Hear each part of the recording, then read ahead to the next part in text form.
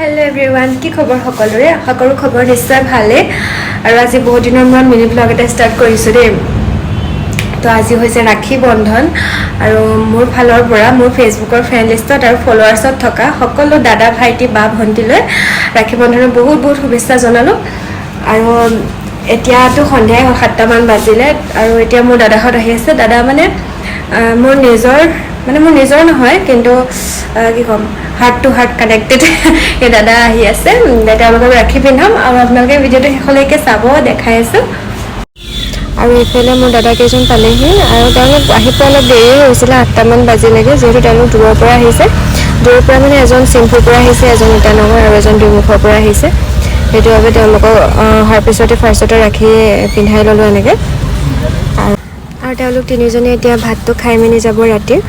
তো সেইটো বাবে এতিয়া খানা বনাবলৈ ৰেডি কৰোঁগৈ আমাৰ কাৰিকৰ হা আজি কাৰিকৰ ইটানগৰৰ পৰা হায়াৰ কৰিছোঁ চিম্পুৰ পৰা হায়াৰ কৰিছোঁ একদম ধুনীয়া বনাই খাচী মাংস আজি খাহী মাংস আনিছোঁ এয়া খাহী মাংস আনিছোঁ আজি শিকিব লাগে এজনক আজি হায়াৰ কৰি আনিছোঁ গামোচা এখন দি প্ৰথমতে এজন আচলতে মোৰ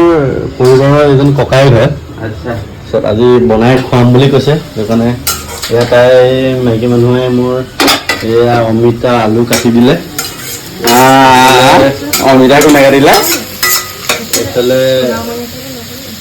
পোলাও বনাই আছে তাক সেইটো কওক বেছি এইফালে পোলাও বনাই আছে বাৰু আনকালে মই থাকোঁতে নেখুৱাই আজি ককাই ঘৰত পোলাও বনাই খুৱাইছে এইফালে তোমাৰ পুৰা ভাত বনাই থৈছে খাচী মাংস বনিব এইফালে পোলাও বনিব এয়া মাংস